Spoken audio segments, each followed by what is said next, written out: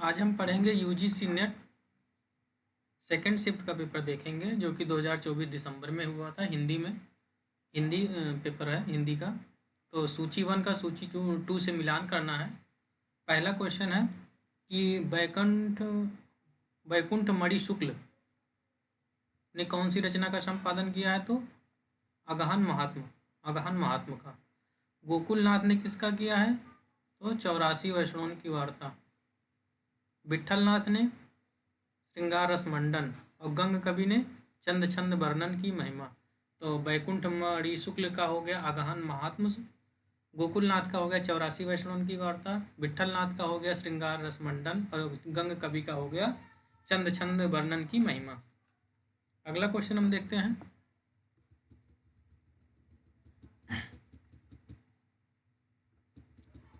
प्रकाशन वर्ष के अनुसार आए, पहले से बाद के क्रम में लगाना है। अनुराग बांसुरी, चित्रावली, हंस जवाहिर, ज्ञानदीप और इंद्रावली, इन चारों को क्रम से लगाना है।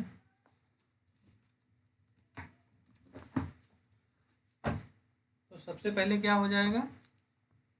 चित्रावली, सबसे पहले चित्रावली हो जाएगा,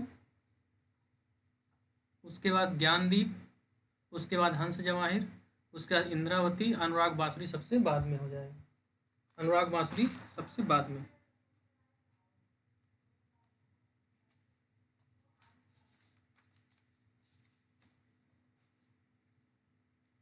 अनुराग बांसुरी का समय क्या है?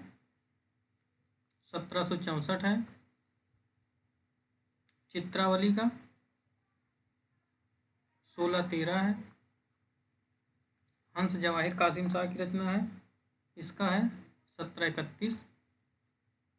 और ज्ञानदीप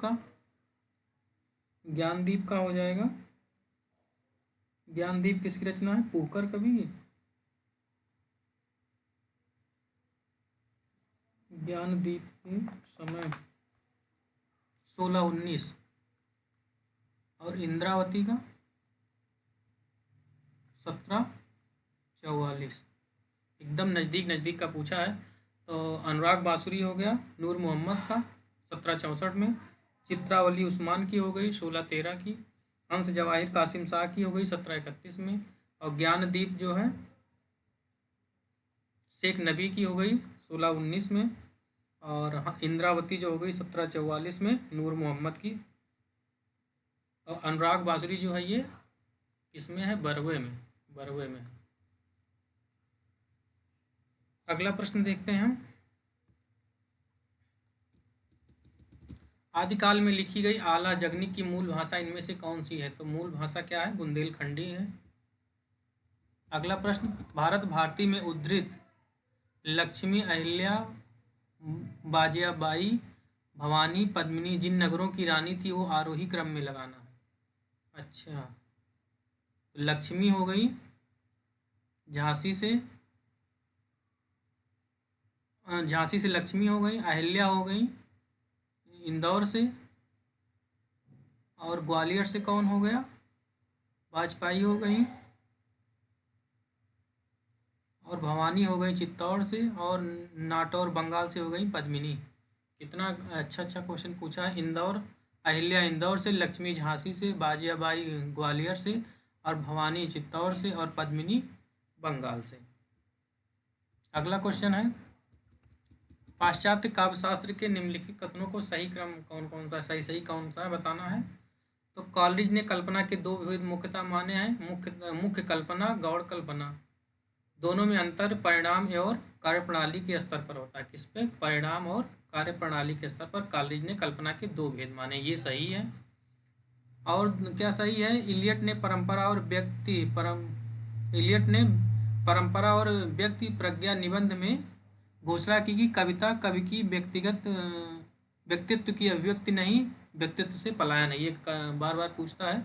कविता कवि व्यक्तित्व की अभिव्यक्ति नहीं, व्यक्तित्व से पलायन है। तो इलियट का कथन है। इलियट की पुस्तक का क्या नाम है? परंपरा और व्यक्ति प्रज्ञा निबंध। और क्या सही है? ई सही है। प्रैक्टिकल क्रिटिसिज्म में अर्थ विचार करते हुए रिचर्ड्स ने 4 प्रकार के अर्थों का उल्लेख किया है। वाच्यार्थ, भावना, बोधव्य के प्रति अभिवृत्ति और अभिप्राय। ये 4 प्रकार के हैं। अगला क्वेश्चन है, निबंध और लेखक मिलान करना है।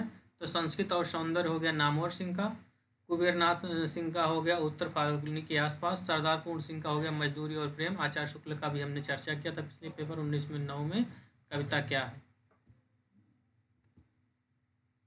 अगला प्रश्न है, झूठा सच उपन्यास में कौन सा पात्र नहीं है।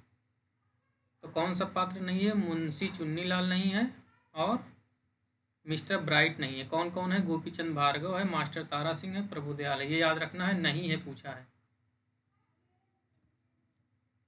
अगला प्रश्न है, अचरज हो जो तुम्हें समगोरे बाजत कारे, तासो कारे कारे शब्दों पर है वारे।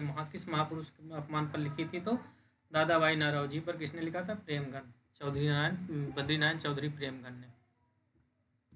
अगला है, शेखर एक जीवनी उपन्यास के खंडों को उसके शीर्षक से मिलाना है। देखिए वहाँ पे चारों दे दिया था, तो वहाँ कुछ दूसरा पूछ लिया था, यहाँ पहला दूसरा तीसरा चौथा खंड पूछ लिया है। तो पहला खंड है उषा और ईश्वर, ये दिया हुआ था उधर। दूसरा खंड है बीज और अंकुर, तीसरा है प्रकृति और पुरुष, तीसरा है प्रकृति और पुरुष, चौथा है पुरुष और परिस्थिति। यानी पहला खंड कौन सा है, उषा और ईश्वर पहला हो गया, बीज और अंकुर दूसरा हो गया,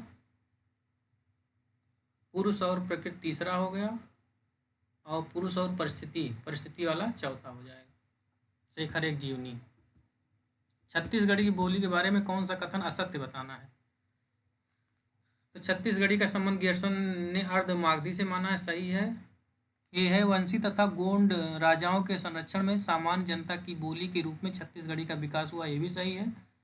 और छत्तीसगढ़ी भारोपीय परिवार के भारतीय ईरानी वर्ग की भारतीय आर्य शाखा की बोली, ये भी सही है।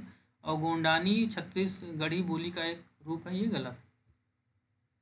अगला प्रश्न है, मिलान करना है कहानी और पात्र। तो राजा निर्वंशिया में कौन है, जगपति हो गई। कमलेश्वर का कोसी का घटवार हो गया हवलदार धर्म सिंह। सिक्का बदल गया कृष्णा सोबती का हो गया साहनी। चीफ की दावत मिस्टर अभिमन्यु, मिस्टर सामनाथ।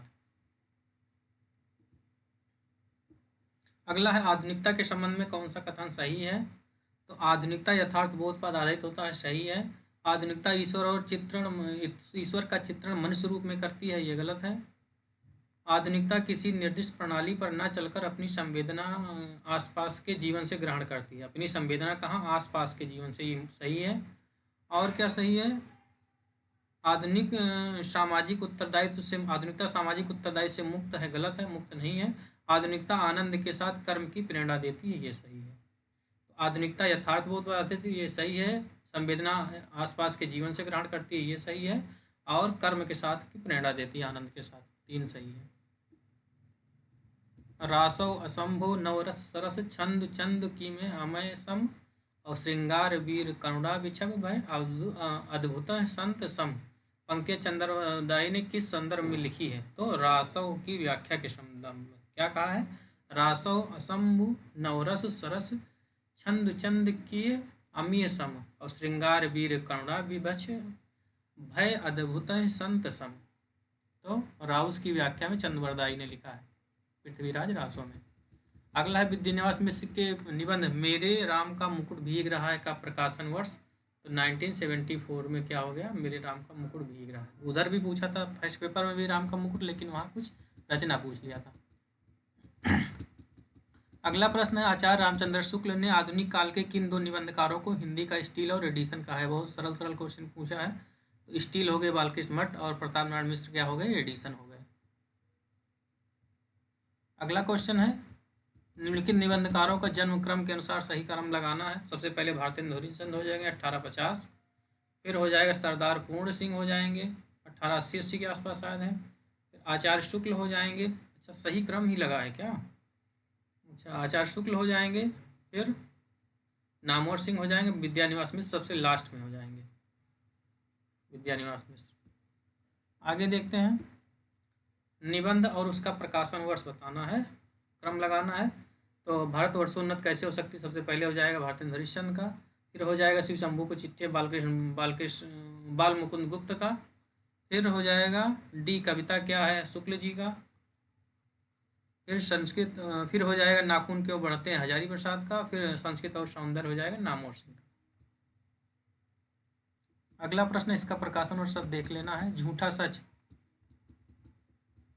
झूठा सच 1958-60 में 2 भाग में आया था। मैला आंचल 1954 में हो जाएगा। गोदान हो जाएगा 1935 में। और मानसकांत 1974 में। ये सब सरल सरल क्वेश्चन पूछ लिया है नेट में। अंधा युग के संबंध में कौन सा, अंधा युग उस वाले पेपर में भी आया था। तो अंधा युग के बारे में क्या सही है? अंधा युग का घटनाकाल महाभारत के 18 दिन के पूर्व से लेकर प्रभास के तीर्थ की मृत्यु की 18वें दिन के पूर्व से लेकर, गलत नहीं है, शाम से लेकर है, ये गलत है पहला। दूसरा, अंधा युग के पहले अंक का शीर्षक कौरव नगरी, दूसरे अंक का शीर्षक परशु का उदय, ये सही है। अंधा युग के 5वें अंक का शीर्षक विजय क्रमिक हत्या, ये भी सही है। गांधारी का शाप के अंतर्गत धृतराष्ट्र गांधारी एवं युषु कृष्ण को शाप देते हैं, ये गलत है। कृतवर्मा युषु की आज्ञा को अश्वत्थामा की पूर्ण सहायता करता है, ये भी गलत है। तो बी और सी दो सही है। अगला क्वेश्चन, आकाशदीप कहानी से संबंधित कौन सा कथन सही है?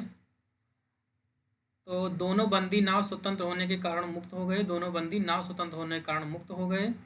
चंपा आजीवन द्वीप स्तंभ में आलोक जलाती रही, ये सही है। बुद्धगुप्त ने चंपा से कहा कि छोटी नाव पर इधर घूमना ठीक नहीं है, ये तीनों सही है।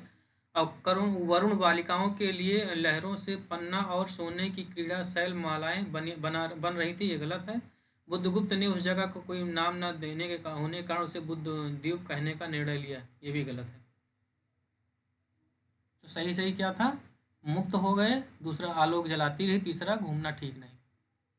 अगला है, भारतेंदु ने ददरी मेले के अवसर पर भारत उन्नत कैसे हो सकती है 1884 में ओजस्वी और सारगर्भित भाषण किस स्थान पर दिया? तो बलिया में दिया था 1884 में। अगला है, देवनागरी लिपि के संदर्भ में कौन सा कथन असत्य है? असत्य बताना है यहाँ पे। तो देवनागरी अर्थात काशी में प्रचार के कारण इसे देवनागरी कहा गया, ये सही है। गियर्सन ने देवनागरी को शारदा लिपि की बहन माना, ये गलत है। और ललित विस्तार में उल्लेखित नाम लिपि ही नागरी है, ये सही है। अरबी लिपि की भांति इस लिपि की उत्पत्ति पुरानी सामी लिपि की उत्तर शाखा से मानी गई, ये गलत है। और नगरों में प्रचलन के कारण इसका नाम नागरी पड़ा, तो ये सही है। क्या क्या गलत है? बी और डी गलत है, बी और डी गलत है। अगला है, भेक है ये, आप विचार कर देखिए, जैसे आपका ये खद्दड़ कपड़ा है, मलमल और मार्किन का कपड़ा, पहनने वाले मन से भले ही महात्मा जी के पन्ने को माने, महात्मा जी के पंथ को माने, लेकिन आप उन्हें सुराज तो नहीं कहिएगा, यानी सुराज अपना स्वराज नहीं कह सकते इसको। ये कथन महिलाचल के किस पात्र का है? तो लक्ष्मी का है। किसका? लक्ष्मी का पात्र का कथन है। क्या कहा था कि आप विचार कर देखिए कि आपका ये खद्दड़ कपड़ा है, मलमल और मार्किन का कपड़ा, पहनने वाले मन से भले ही महात्मा के जी के ग्रंथ के पंथ को माने, लेकिन उन्हें स्वराज नहीं कहिएगा, लक्ष्मी ने कहती है। अगला कथनों पर विचार करना है। साहित्य को जनजीवन के समीप लाने का श्रेय भारतेंदु के निबंध को जाता है, सही कथन बताना है। तो सही है, साहित्य को जनजीवन के समीप लाने का श्रेय भारतेंदु को जाता है, शायद ये शुक्ल जी ने कहा है। विचार प्रधानता और गंभीर मनोभावों का विवेचन द्विवेदी युग के निबंधों की विशेषता है, ये भी सही है। छायावाद युग के निबंध केवल ललित निबंध की श्रेणी में आते हैं, ये गलत है। अजय प्रसाद द्विवेदी ने केवल विचार प्रबंध निबंध लिखे, ये गलत है। और कुबेर नाथ राय ललित निबंधकार हैं, ये भी गलत है।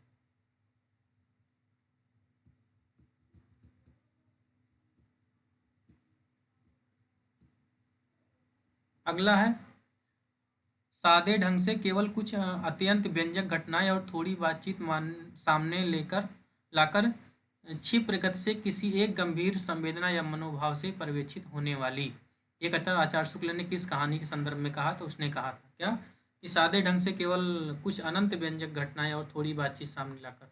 इसी में कहा है कि केवल चित्र बोल रहे हैं, पात्रों के बोलने की जरूरत नहीं है, उसने कहा था 1915।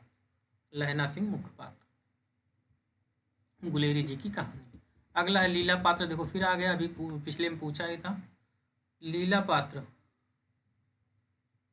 1 और द्रोणाचार्य में भी है, लीला उसमें भी था, शायद चंद्रगुप्त या स्कंदगुप्त में था, चंद्रगुप्त में था। दंतुल हो गया आधे अधूरे का, उसका पुत्र होता है। अशोक हो गए, नहीं दंतुल हो गया आषाढ़ का एक दिन का, सॉरी वही तो मैं सोच रहा था। दंतुल हो गया आषाढ़ का एक दिन का, और अशोक हो गया आधे अधूरे का, और देवकी हो गई स्कंदगुप्त की। तो फिर से देखते हैं, लीला हो गई एक और द्रोणाचार्य का, दंतुल हो गया आषाढ़ का एक दिन का, अशोक हो गया आधे अधूरे का, और देवकी हो गई स्कंदगुप्त की। अगला प्रश्न देखते हैं, प्रकाशन वर्ष के अनुसार सही आरोही क्रम में लगाना है। तो प्रेमचंद घर में पहले हो जाएगा, फिर आवारा मसीह, प्रेमचंद घर में फिर हो जाएगा अरे यार रहेगा याद दूसरे नंबर पर, फिर संस्कृत के 4 अध्याय 1956 में हो जाएगा, फिर हो जाएगा एक कहानी ये भी मन्नू भंडारी का हो जाएगा चौथे नंबर पर, 5वें नंबर पर हो जाएगा आवारा मसीहा। प्रेमचंद घर में पहले, अरे यावर रहेगा याद दूसरे, संस्कृत 4 अध्याय तीसरे, एक कहानी ये भी चौथे, आवारा मसीहा 5वें नंबर। अगला प्रश्न है, कौन सा युग्म सही है? तो याद रखो, सूरज सारी दुनिया, लोक परलोक, ऊपर से थल्ले में, धरती आक्रमण, धरती आकाश में सबसे बड़ा है, जिंदगी नामा। जिंदगी नामा में कथन है, याद रखो सूरज सारी दुनिया, लोक परलोक, ऊपर थल्ले में, धरती आकाश में सबसे बड़ा है, जिंदगी नामा से सही है। तिरस्कार भरी आंखों से देख कर कहा, मुझे लाकर यहाँ बैठा दिया, आप परदेश की राह ली, गोदान में कहा गया। उस दृश्य से कोई जिज्ञासा नहीं थी, उसमें कोई विचार भाव नहीं था, ना राग था ना विराग था, राग दरबारी, ये गलत है। और जब एक बार धुरी गड़बड़ा जाती है तो फिर पूरी ज़िंदगी लड़खड़ा जाती है, आपका बंटी सही है। कौन सा सही है? आपका बंटी। तो 2 प्रश्न और देख लेते हैं। मगही के अंतर्गत वाली बोलियां कौन सी हैं? तो कुलमाड़ी और खोंटाली है। कुड़माली और खोंटाली मगही के अंतर्गत आती है। अगला है, निम्नलिखित में से शमशेर बहादुर सिंह की कृत कौन कौन सी है? तो अमन का राग और सलोना जिस्म और अमन का राग। तो इस तरह हमने पढ़ लिया क्वेश्चन नंबर 51 से 80 तक। 30 क्वेश्चन हो गए नेट हिंदी दिसंबर 2024। फिर मिलते हैं